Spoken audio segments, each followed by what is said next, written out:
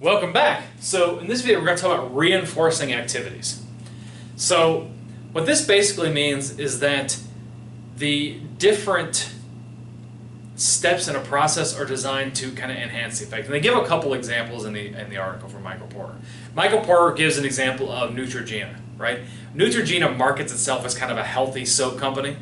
And one thing they do when they do marketing is they'll give out or they'll sell at a very low price their soaps to hotels, and say like the Ritz-Carlton Neutrogena soap. And their idea is that so they're selling a product or even giving it away possibly to a hotel as marketing, and they put their name on it, and that says, great, not only are we selling or giving away a product, but we're also getting marketing as part of the deal. And so when someone at a hotel tries a Neutrogena soap, they're like, wow, I want to buy this when I leave the hotel and go for myself, or buy it for myself. So distribution and marketing kind of go hand in hand in this case. That's an example of reinforcing activities. Okay. Now the second part that they give, they talk about big pens.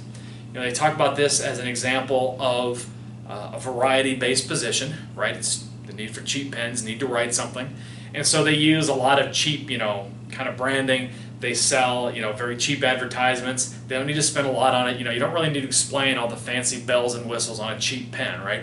It's like, oh, here's a pen. It's cheap. I can buy it. I can write with it 100 times, and then I throw it out. Big deal, right? That's another example of reinforcing activities. But if you wanted to look at more of the modern era, look at all the cool stuff that's going on with technology. Again, think of Amazon.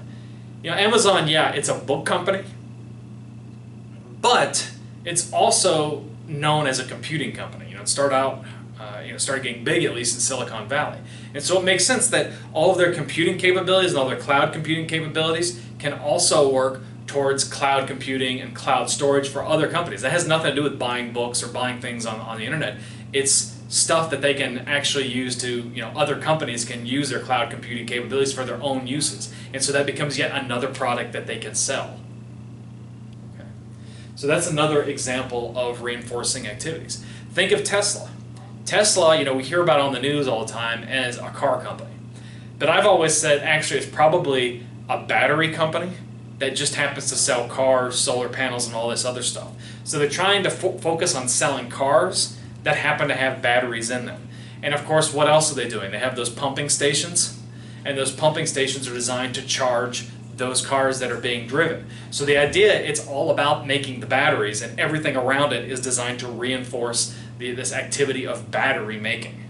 Okay? Same thing, the solar panels that you can put on the solar roofs are hooked up to batteries that can then be used as backup generators for a home. That's this idea of reinforcing activities. And then our next video, we're going to talk about optimization of effort. As always, if you like this video, hit that thumbs up, that's a like. Definitely hit that subscribe button and comment down below. I'll see you in the next video.